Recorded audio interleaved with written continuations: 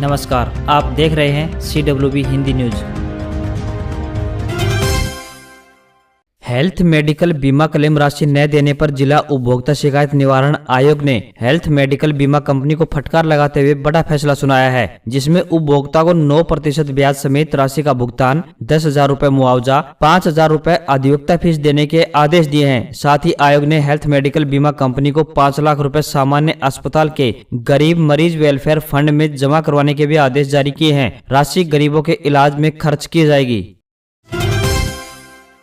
हरियाणा सरकार द्वारा सुपर 100 नाम से शुरू की गई महत्वाकांक्षी योजना के तहत प्रशिक्षण प्राप्त कर रहे विद्यार्थियों ने इस बार इंजीनियरिंग प्रवेश परीक्षा के प्रथम चरण के परिणामों में शानदार प्रदर्शन किया है। सुपर 100 के तहत प्रशिक्षण ले रहे विद्यार्थियों में से 53 विद्यार्थियों ने 80% से अधिक अंक प्राप्त किए हैं। हरियाणा के शिक्षा मंत्री कंवर पाल ने बताया कि हरियाणा के स्कूल शिक्षा विभाग द्वारा सुपर 100 के नाम से एक बहुत ही महत्वाकांक्षी योजना आरम्भ की गई है। सरकारी विद्यालयों के विद्यार्थियों का दाखिला IIT, NIT में तथा मेडिकल कॉलेज या एम्स में हो, इसलिए सरकार द्वारा 2 स्थानों पर रेवाड़ी व पंचकुला में कोचिंग की व्यवस्था की गई है।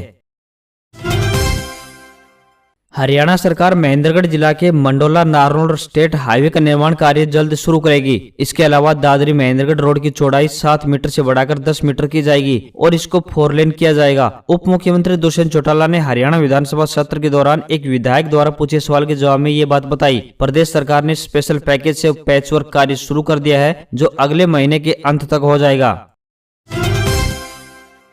भारत में मौसम यानी वेदर का मिजाज लगातार बदलता जा रहा है। इस बीच महाशिवरात्रि यानी 11 मार्च से कई राज्यों में बारिश के संकेत नजर आ रहे हैं। उससे पहले गर्मी का असर बढ़ता दिखेगा। उत्तर भारत के कई राज्यों में मौसम विभाग ने चेतावनी देते हुए बताया कि 11 मार्च से देश के कई राज्यों में झमाझम बारिश हो सकती है। इसकी मुख्य वजह मार्च का दूसरा पश्चिमी विक्षोभ सक्रिय है। मौसम विभाग के मुताबिक आने वाली महाशिवरात्रि से लेकर अगले 3 दिनों तक बारिश की संभावना है। दिल्ली, NCR, झारखंड, बिहार, उत्तर प्रदेश, पश्चिम बंगाल, मध्य प्रदेश, जम्मू कश्मीर जैसे राज्यों में बारिश हो सकती है। इसके अलावा हरियाणा, राजस्थान, मध्य प्रदेश, छत्तीसगढ़, झारखंड और ओडिशा में हल्की बारिश हो सकती है।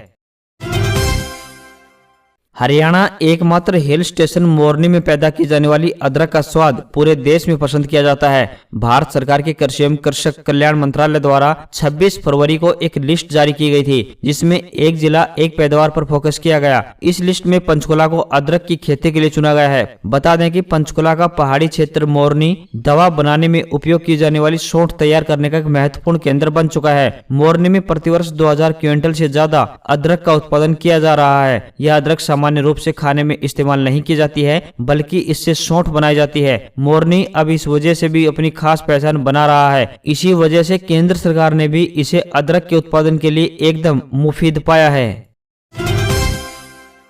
हरियाणा सरकार 9 जिले में राजकीय विश्वविद्यालय खोलेगी। विश्वविद्यालय स्थापित करने का प्रस्ताव विचाराधीन है। विश्वविद्यालय के लिए भूमि की तलाश की जा रही है। इसके लिए DC से जमीन की उपलब्धता संबंधी रिपोर्ट मांगी गई है। शिक्षा मंत्री कंवर पाल ने प्रश्नकाल के दौरान मंगलवार को विधानसभा में यह जानकारी दी। उन्होंने कहा कि उच्च शिक्षा परिषद इसकी व्यवहार्यता की जाँच भी कर रही है। व्यवहार्यता की जाँच पता चलने के बाद आगे की कार्रवाई अमल में लाई जाएगी। दक्षिण हरियाणा के 9 जिले में शैक्षणिक सुविधाएं बढ़ाए जाने के प्रति सरकार गंभीर है। नू के शिक्षा के क्षेत्र में पिछड़ने के लिए पूर्व की सरकारें जिम्मेदार है। शिक्षा मंत्री ने सदन पटल पर प्रदेश में 21 स्टेट यूनिवर्सिटी और एक सेंट्रल यूनिवर्सिटी स्थापित होने की भी जानकारी दी।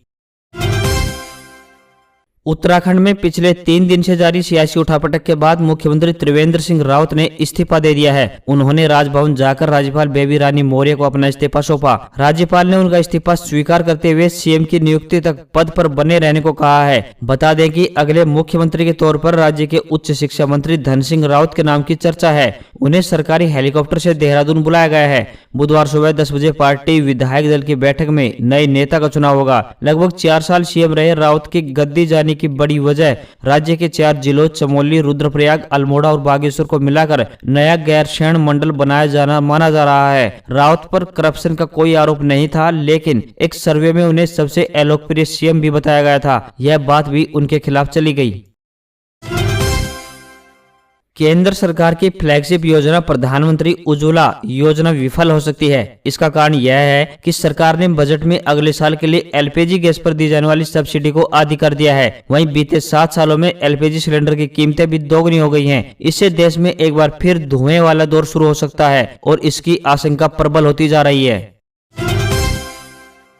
बैंकिंग शेयरों में बढ़त के चलते शेयर बाजार में मंगलवार को दूसरी दिन लगातार बढ़त दिखाई दी। बीएसई सेंसेक्स 584 अंकों की बढ़त के साथ 51,025.48 पर बंद हुआ, तो वहीं निफ्टी बैंक इंडेक्स 589 अंकों पर यानी 35,865.65 पर भी बंद हुआ। बाजार में 24 कैरेट गोल्ड की कीमतें 250 रुपए गिरकर 44,430 रुपए प्रति 10 ग्राम तक पहुंची, तो वहीं चांदी 200 रुपए की बढ़त के साथ 66,700 रुपए प्रति किलोग्राम पर पहुंच गई। Central selection board of constable यानी CSBC ने बिहार पुलिस में फायरमैन के 2380 पदों पर भर्ती के लिए आवेदन मांगे हैं। इच्छुक कैंडिडेट्स बोर्ड की ऑफिशियल वेबसाइट के जरिए इन पदों के लिए आवेदन कर सकते हैं। इन पदों पर कैंडिडेट्स का सिलेक्शन लिखित परीक्षा, फिजिकल और मेडिकल टेस्ट के आधार पर किया जाएगा। इस भर्ती प्रक्रिया में महिला और पुरुष दोनों भाग ले सकते हैं। रिजर्व बैंक ऑफ इंडिया यानी RBI ने ऑफिस असिस्टेंट के 841 पदों पर भर्ती के लिए नोटिफिकेशन जारी किया है। इन पदों के लिए हाई स्कूल पास कैंडिडेट आवेदन की आखिरी तारीख 15 मार्च 2021 से पहले अप्लाई कर सकते हैं। इन पदों के लिए कैंडिडेट्स का सिलेक्शन लिखित परीक्षा के आधार पर किया जाएगा। इन पदों के लिए आवेदन करने वाले कैंडिडेट्स हाई स्कूल यानी 10वीं पास होने चाहिए। इन पदों के लिए आवेदन करने वाले कैंडिडेट्स की उम्र 18 से लेकर 25 साल के बीच होनी चाहिए। रिजर्व कैटेगरी के कैंडिडेट्स को नियमानुसार उम्र सीमा में छूट दी जाएगी। राजधानी दिल्ली NCR के कई इलाकों में मंगलवार को मौसम का मिजाज बदल गया है। कई जगहों पर तेज हवा और गरज के साथ बूंदाबांदी हो रही है। दिल्ली, नोएडा के साथ गाजियाबाद के इंदिरापुरम में भी गरज के साथ हल्की बारिश की खबर है। बारिश होने से दिल्ली वालों को गर्मी से राहत मिली है। पिछले कुछ हफ्तों में दिल्ली और NCR में गर्मी बढ़ गई थी। मौसम विभाग ने 12 मार्च को आंधी और बारिश की संभावना भी जताई गई है।